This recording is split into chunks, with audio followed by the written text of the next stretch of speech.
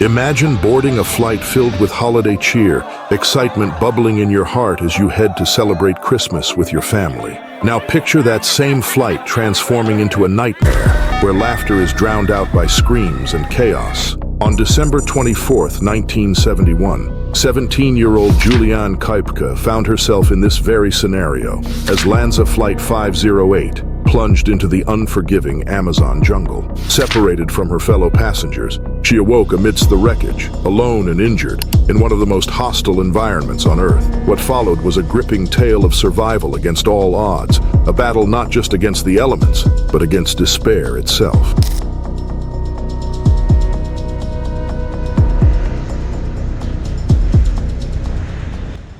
On December 24, 1971, Juliane Koepcke boarded Lanza Flight 508, a commercial flight from Lima to Pucallpa, Peru, excited to spend Christmas with her family in the Amazon rainforest. Juliane was a 17-year-old high school student, and this flight marked a significant moment in her life. Little did she know, it would become a day that would forever alter her existence. The plane was filled with holiday travelers, and the atmosphere was lively as people chatted and exchanged laughter. As they ascended into the skies, the lush landscape of Peru below slowly faded into clouds. However, the festive spirit quickly turned to dread. Roughly 40 minutes into the flight, the plane encountered severe turbulence. A storm brewed in the distance, and the pilots struggled to navigate through the heavy rain and powerful winds. Juliane clutched the armrests as the aircraft shook violently. Suddenly, there was a deafening roar, and the plane plummeted through the clouds. The engines had failed, and chaos erupted as passengers screamed in terror. In an instant, everything changed. The world outside was a blur of rain and fear. The aircraft disintegrated mid-air, scattering debris across the vast jungle below. Juliane was thrown from her seat, her body tumbling through the cabin until she lost consciousness. When she finally regained her senses, she found herself lying amidst the wreckage, her vision blurred and ears ringing. The pain shot through her body, and as she tried to sit up, she realized that she had survived the crash, but at what cost? All around her was destruction, and she was alone in a remote part of the Amazon. Chapter 2: Alone in the Jungle. As Juliane regained her bearings, she faced the shocking reality that she was alone in the heart of the Amazon jungle. The wreckage of the plane was scattered over a wide area, and the haunting silence that followed the crash was broken only by the sounds of the jungle. The realization that she was separated from her fellow passengers and crew filled her with fear. She had no idea if anyone else had survived. Juliane struggled to her feet, pain radiating from her left arm. She looked around, desperately searching for any signs of life. The dense vegetation was intimidating, and the unfamiliar sounds of the jungle surrounded her.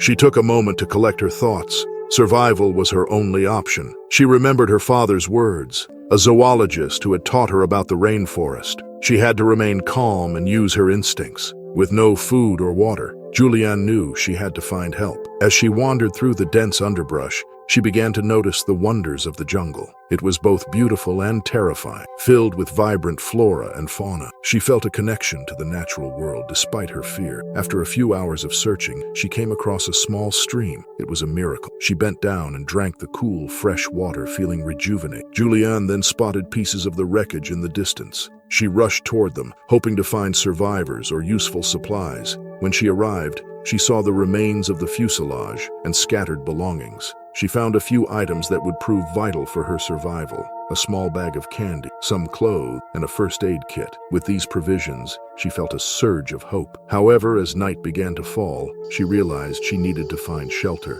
The sounds of the jungle grew louder, and she knew that danger lurked within. As darkness enveloped the forest, Juliane found a small area under a fallen tree where she could rest. She wrapped her injured arm in a piece of fabric from the wreckage, trying to stanch the bleeding. The night was filled with unsettling sounds, but fatigue overcame her fear, and she drifted into an uneasy sleep, unsure of what the next day would bring. Chapter 3: The Jungle Survival begins. The following day, Juliane awoke to the sun filtering through the trees. The warmth of the sunlight was a comfort, but the reality of her situation quickly returned. She was still alone, and the jungle seemed to come alive with the morning sounds of chirping birds and rustling leaves. Determined to survive, she began to devise a plan. Her knowledge of the rainforest would be her greatest asset, and she recalled the survival tips her father had shared. Juliane set out to explore her surroundings, carefully treading through the underbrush. She needed to find food, and her instincts kicked in as she searched for edible plants. Along the way, she stumbled upon fruits that resembled what her father had taught her. Gathering the fruit, she also learned to listen to the signs of the jungle, recognizing the sound of flowing water and the calls of animals. Each successful foraging mission instilled a sense of accomplishment, bolstering her morale. Days turned into a blur of exploration and survival. Juliane learned to catch small fish from the stream and even tried her hand at setting traps for small animals. She fashioned a makeshift spear from a fallen branch, using it to spear fish as they swam by. The struggle to survive was exhausting, but each meal she caught was a reminder that she could persevere against the odds. Juliane also encountered challenges in the jungle. One day, she found herself face to face with a snake. Paralyzed by fear, she remembered her father's teachings. Stay calm and back away slowly. She managed to retreat without incident, but the close call reinforced the dangers of her environment. The jungle was a beautiful yet treacherous place, and she had to remain vigilant. As time passed, Juliane's injuries began to take a toll. Her arm, still injured from the crash, became infected. She knew she had to tend to it, so she relied on the first aid kit she had salvaged. With each passing day, she felt weaker, but the will to survive kept her going. She wrote in her journal to document her journey, capturing her thoughts and feelings as a way to maintain her sanity. The isolation was difficult, but Juliane found solace in the nature around her. She spoke to herself, recounting stories of her family and her life before the crash. The jungle became her companion, and she felt an unbreakable bond with the earth beneath her feet.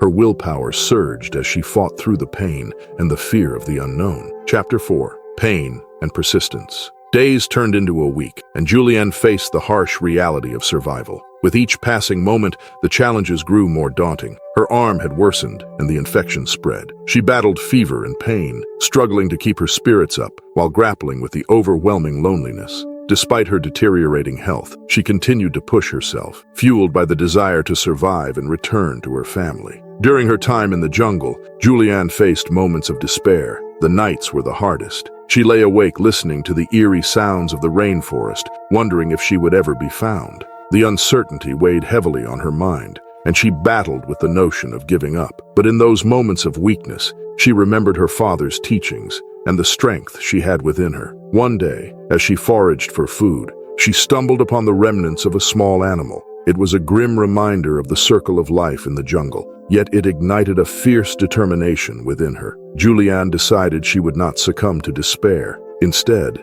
she would fight for her survival. She fashioned a makeshift bandage for her arm, hoping to stave off the infection and keep herself mobile. The struggle was real, but she began to find a routine in her survival efforts, relying on the skills she had acquired over the years. The days turned into a blur of perseverance. Juliane built a small shelter using branches and leaves to protect herself from the elements. She learned to navigate the terrain, recognizing the landmarks that surrounded her. Each day brought new challenges, but she faced them head-on. The sun scorched her skin during the day, and the chill of night left her shivering, but she remained resolute. Juliane often reflected on her life back home, the warmth of her family, and the joy of celebrating Christmas. Those memories became her motivation to keep moving forward. She envisioned her parents searching for her, hoping they would find her alive. Each thought pushed her to rise and face the challenges that lay ahead, even when her body begged for rest. As the 11th day approached, Juliane felt the weight of despair creeping in again. She had not seen any signs of rescue, and her hope was waning. The infection in her arm had taken its toll, leaving her weak and feverish. Just when she felt her resolve slipping, something inside her ignited, a flicker of hope that propelled her forward. To Chapter 5, The 11th Day Miracle. On the 11th day of her ordeal, Juliane woke up feeling weaker than ever. The infection had taken a serious toll on her body, and her spirit was beginning to fade. She knew she needed to find help soon, or her situation would become dire. That day, she decided to take a different route, venturing deeper into the jungle in hopes of finding a river or a clearer path that might lead to civilization. As she navigated the thick underbrush, she stumbled upon a familiar sound, the gentle rush of water. Hope surged through her as she followed the sound, convinced that it could lead her to salvation. After what felt like an eternity, she emerged at the banks of a wide river. The sight was both a relief and a revelation. Water was life, and this was her chance. Juliane knelt beside the river, drinking greedily from the flowing water. It was a moment of joy amidst the struggle, a taste of survival that revitalized her spirit. As she rested, she caught sight of something unusual in the distance, a glimmering light reflecting off the water. Her heart raced with the possibility of rescue. With renewed energy, she pushed herself to follow the light. After a grueling trek, Juliane found herself on the edge of a clearing. There, she spotted a group of men fishing from the riverbank. Her heart raced as she shouted for help, her voice hoarse from days of disuse. The fishermen looked up, startled at the sight of her, an emaciated young girl, lost and alone. The men rushed toward her, confusion and concern etched on their faces. Juliane collapsed into their arms, tears streaming down her cheeks as she realized she was no longer alone. They quickly wrapped her in blankets and offered her food and water. In that moment, the weight of her ordeal began to lift,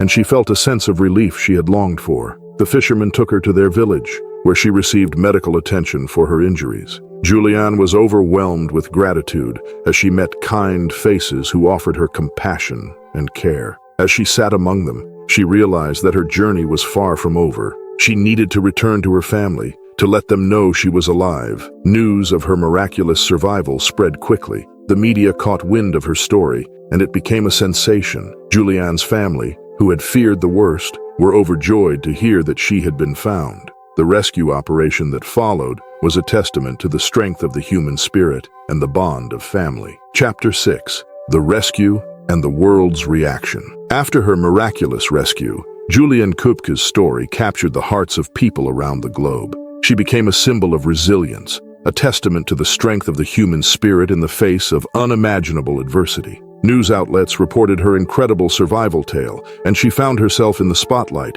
sharing her experiences with the world. Reunited with her family, the emotional reunion was a moment filled with tears, laughter, and disbelief. They had feared the worst, and now, standing together, they could hardly comprehend the journey Juliane had endured. The months following her rescue were a whirlwind of media interviews and public appearances. Juliane was thrust into a new role, one where she had to share her harrowing tale repeatedly. As she spoke to various audiences, she emphasized the importance of survival, mental strength, and environmental conservation. Her message resonated with many, inspiring others to embrace their own struggles with courage. Juliane became a voice for those who had faced trauma, sharing her insights on the healing power of nature and the need for compassion in the world. Despite the fame, Juliane remained grounded. She used her platform to advocate for environmental issues, recognizing the importance of preserving the delicate ecosystems that had been her home during her darkest days. Her story served as a reminder of the fragility of life and the interconnectedness